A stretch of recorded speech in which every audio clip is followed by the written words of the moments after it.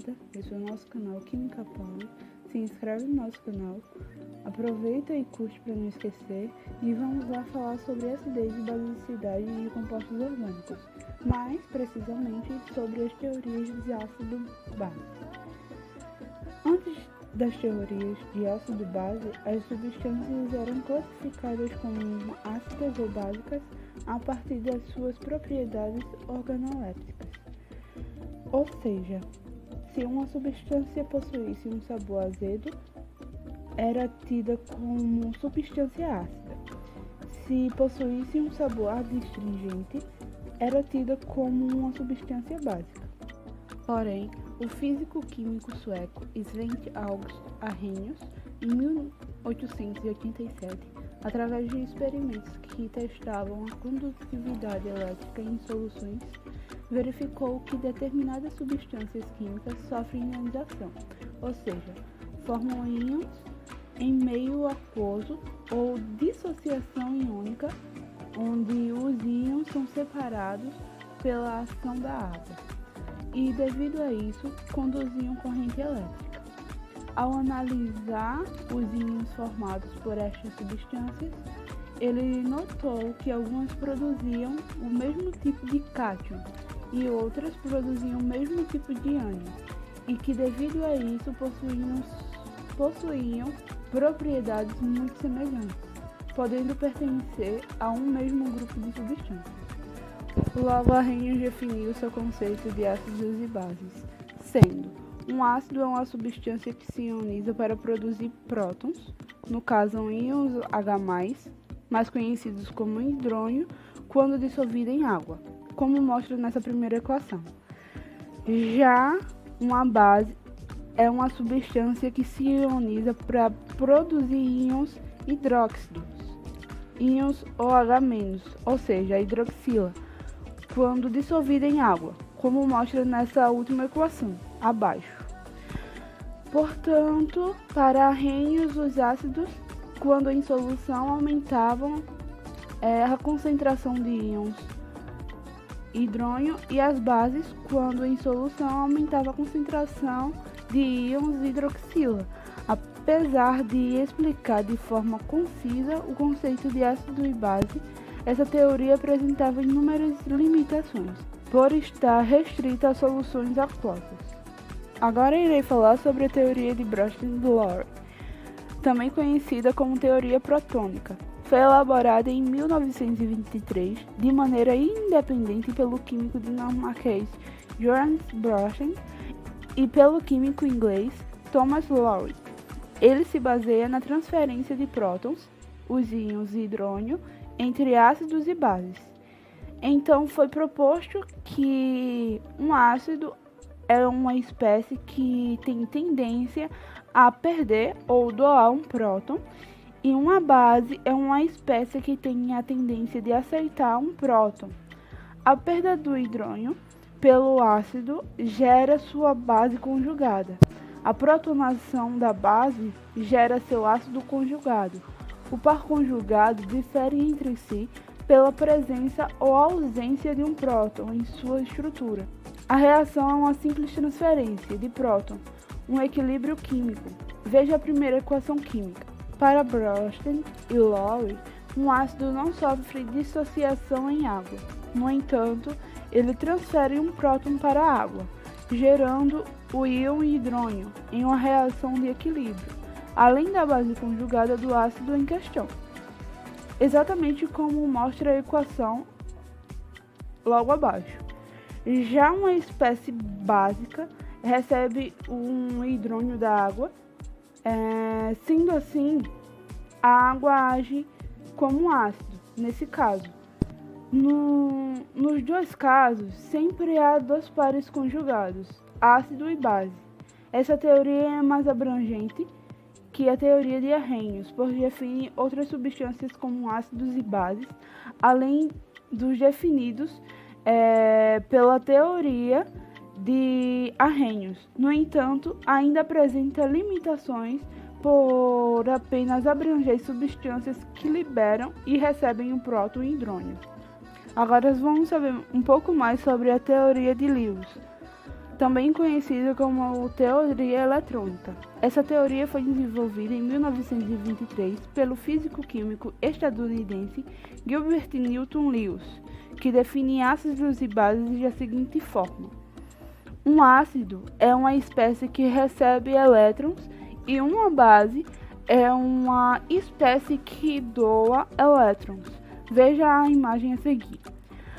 A seta curvada indica o movimento do par de elétrons, sendo uma ligação covalente se forma entre o ácido de Lewis e a base de Lewis.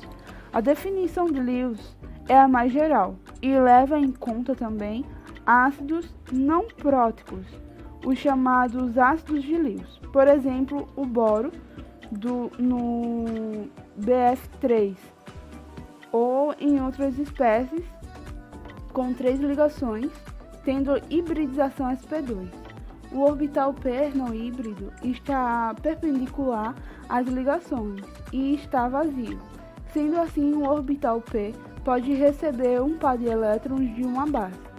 São também exemplos de ácidos de Lewis o cloreto de alumínio, um sal usado como catalisador no craqueamento do petróleo, cloreto de zinco. Ele é aplicado em processamentos de têxteis, fundentes em metalúrgica e sínteses químicas como agente desidratante. Tetracloreto de estanho, que é um isolante elétrico perfeito. Agora vamos para algumas observações.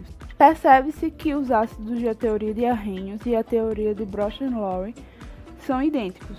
Os ácidos próticos, ou seja, contendo hidrogênio ligado a um elemento eletronegativo, são capazes de doar ou transferir hidrônio, ou seja, protonar uma espécie. Já as bases, nessas duas teorias são diferentes, porque a teoria de Arrhenius leva em consideração somente bases contendo uma hidroxila em sua estrutura. A teoria de Broch-Lowry, no entanto, considera como base qualquer espécie com carga negativa, com pares de elétrons não compartilhados ou em alta energia, e que seja capaz de abstrair um próton, ou seja, desprotonar outra espécie. A teoria de Lewis é mais abrangente que as duas anteriores e não restringe espécies ácidas e espécies próticas. Essa teoria considera qualquer espécie capaz de receber elétrons, como um ácido. As bases da teoria de Lewis coincidem com as da teoria de Broch-Lowry. A teoria de Lewis é mais abrangente que as duas anteriores e não restringe espécies ácidas a espécies próticas. Essa teoria considera qualquer espécie capaz de receber elétrons como um ácido. As bases da teoria de Lewis coincidem com a teoria de Broch-Lowry. Vamos exercitar? Veja a questão a seguir. A água participa em reações com diversas espécies químicas, o que faz com que ela seja empregada como solvente e reagente. Além disso, ela se toma parte em muitos processos, formando espécies intermediárias e mais reativas. Veja as equações a seguir. 1, 2 e 3.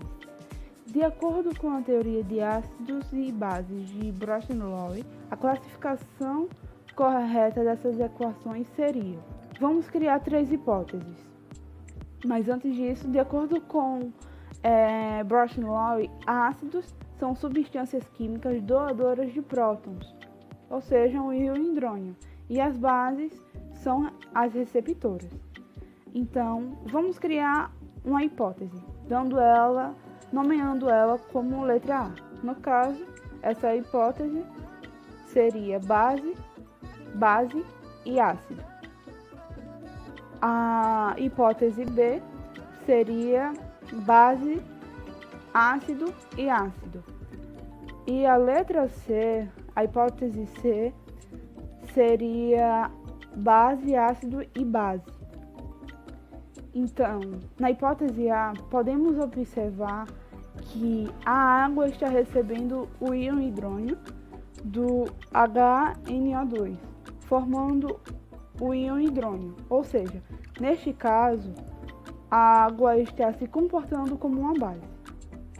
Logo, essa não seria a classificação correta. Na letra C, na hipótese C, a água também está doando um próton, o hidrônio, para o O2-, ou seja, neste caso a água também está se comportando como um ácido.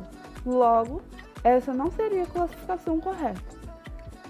Na letra B, ou seja, na hipótese B, a água está doando um próton, o hidrônio para amônia, formando o íon hidroxila. Ou seja, ao doar o próton hidrônio, a água está se comportando como um ácido. Logo, a resposta correta seria base, ácido e ácido. Essa foi a nossa aula de hoje, espero que tenham gostado.